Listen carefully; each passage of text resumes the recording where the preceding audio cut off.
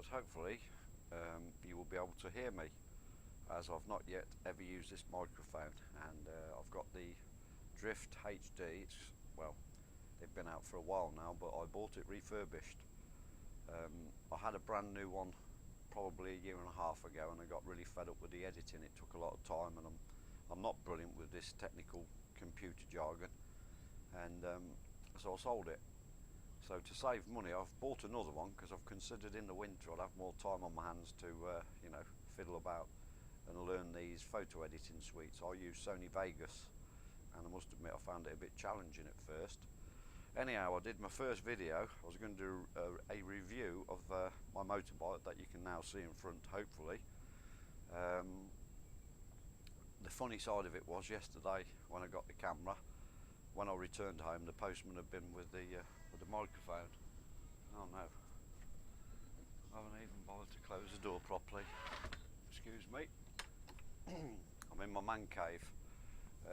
This building, or wooden building, or shelter, it is a total nightmare.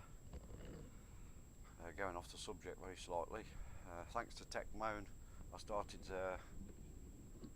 collecting the old 80s hi-fi stuff. It cost me, well, arm and a leg.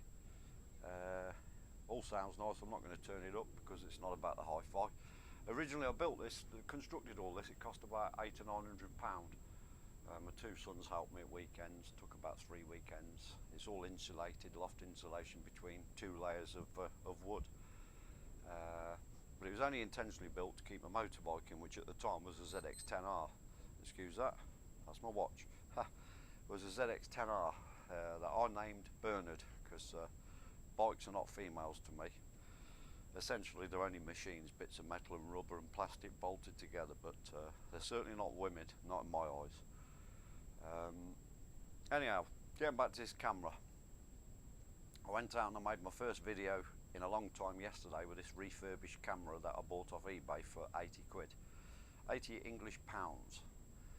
And the first thing I noticed when I got home was I'd actually filmed it upside down.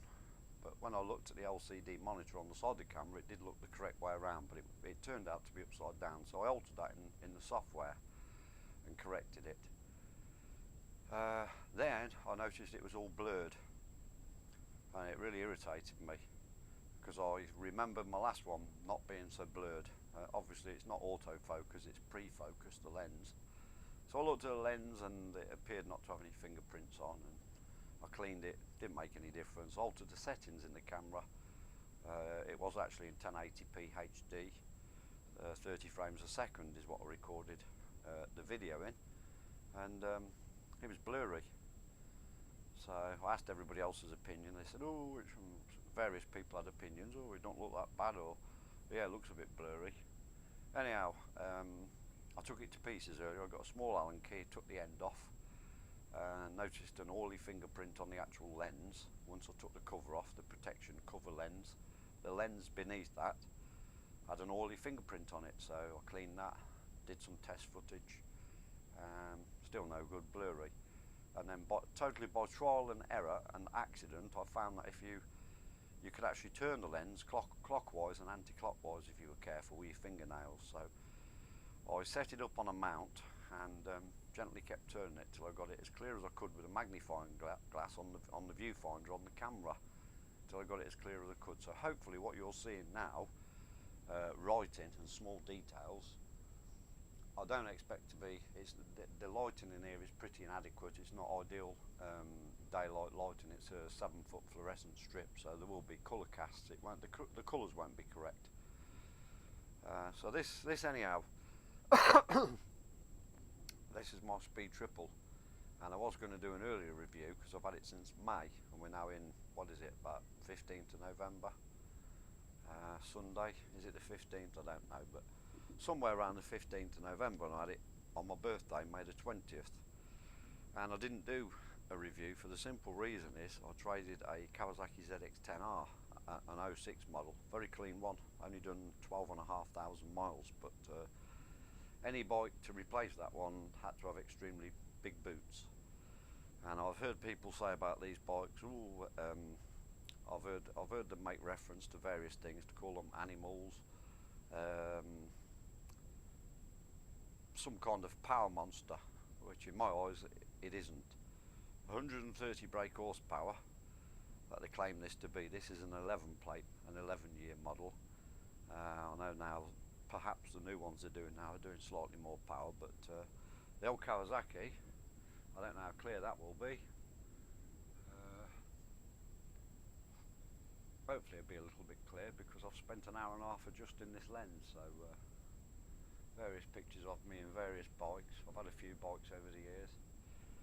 I've had 4 Fireblades, 3 Blackbirds, 1 Hayabusa, an SV1000, an SV650, a KTM LC640, blah blah blah. I could go on all day. In the last 10 years I've owned a lot of motorcycles, so I've rode a lot of motorcycles.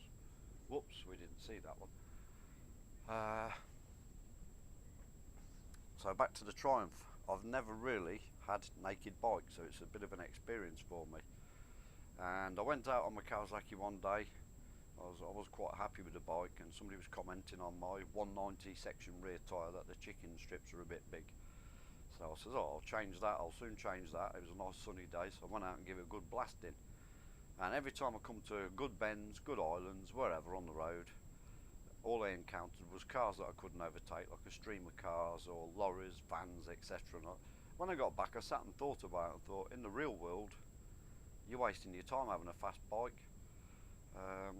I wouldn't want to get caught at obscene speeds, that's the first thing, but you're just wasting your time. There's too much traffic on the roads, hence the reason why I got this one. I have tried in vain to go as fast as I can on this bike, and the fastest I can hang on to it is 120 miles an hour. I can't go any faster than that because I can't physically hang on to it. But anyhow, we'll have a look around the bike. I'm yabbering on a bit here. Hopefully this video footage is a lot clearer than it would have been, because I've spent an hour and a half adjusting the lens. Right, my first edition, I wanted a fly screen visor. The plastic thing what fits on the fly screen goes there, just to give myself a little bit more wind protection. I was astonished to find 85 quid for a little tiny piece of plastic which fills the gap, goes from the bottom to there. Smoke coloured plastic. Anyhow, I was a bit peeved off at spending so much money on a little piece of plastic that I'm sure is overpriced grossly for what it is. I don't expect things for free, but 85 quid, and with the postage it was £103. And when it came, it didn't seem the right one for the fly screen. I took the fly screen off, put it on the floor, lined it all up, and it just, the profile, the way it curved and everything else didn't seem very good. So I returned it and we had a refund. I may get another one in the future. Also, because I've got heated grips in the winter, which I will be riding my bike in the winter when it's dry and not, you know, it's safe to do so, I want some hand guards, because whilst your hand on the inside is getting warm with the heated grips, on the outside the cold air is hitting the outside of your hand. So therefore, if you get some nice hand guards, job done. Hopefully your hands will stay warm and dry if it's raining. So if anybody can recommend any good hand guards for a Triumph 1050 Speed Triple, please inbox me. Right, latest edition, about 2 weeks ago I got this exhaust pipe. I'm very impressed with it. GPR, Italian pipe, carbon fibre end cap. I'm not really that much of a big carbon fibre man, it doesn't really bother me that much, but it does look nice. And this is sort of like stainless steel. It came with very clear to read and understandably instructions that I've still got. Look at that, look. A total idiot like me can understand all that. Strange to say, when I got my screen, Triumph didn't send any instructions. It was a genuine OEM part. You have to look online on their site, but it's nice to have instructions, because then you know what size drill bit to use when you've got to drill holes through your fly screen. I was on the Triumph Speed Triple Riders and Fans site, but due to a few remarks about how simple it is to fit one, you don't need instructions, etc, etc, I'm not on there any longer. I can't be doing with clever dicks, know-it-all gobshite people.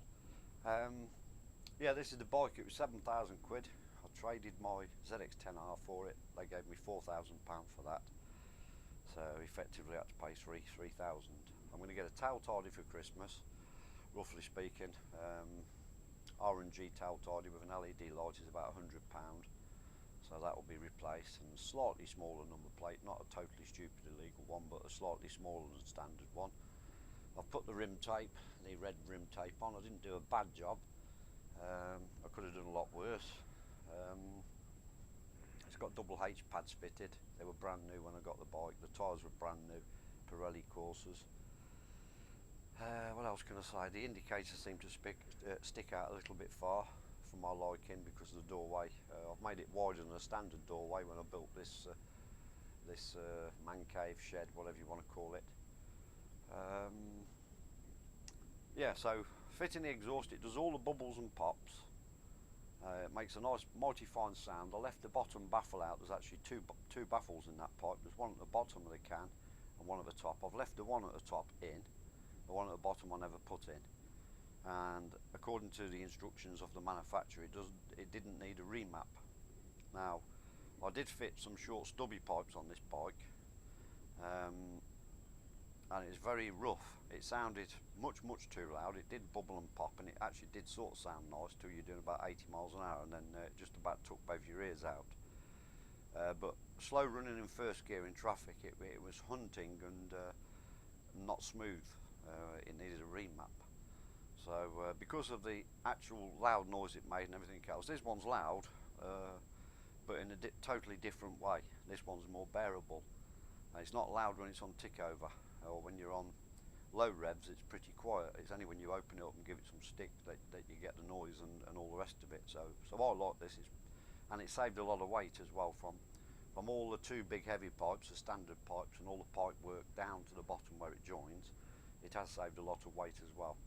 So I like that. It's not everybody's cup of tea. I've left the foot pegs on because now and again I will have passengers. It would look better with that removed. I'm going to replace the tail tidy, as I said earlier. I want some hand guards, if anybody can recommend any. I want to put some different indicators on the front so it's not quite so wide. I'm not sure how many miles it's done. I haven't done a lot on it since I've owned it, probably about 350. Oh, let's go through the stuff. Hopefully this is clear enough to see. I've done 7,680 miles. I believe I've never messed with any of this. So 1430. I'm useless with this stuff. I've never messed with any of this, to be honest. Oh, lovely. I don't know how you get back to my miles. Never mind. 7,000 odd miles.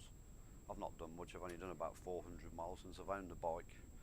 But there you go. There's my little review. And the next one I do, it will be running, and I'll also do one outside in nice clear light, and hopefully it'll be nice and clear.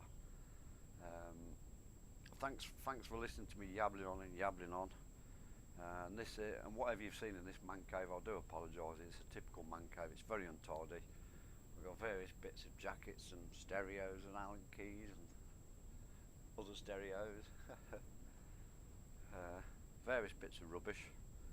But thank you very much, and any subscribers what have been with me for a while, thank you for hanging on, because I haven't made any videos for a few months, and hopefully the quality and the sound and everything else on them and my editing will improve with time. Thank you.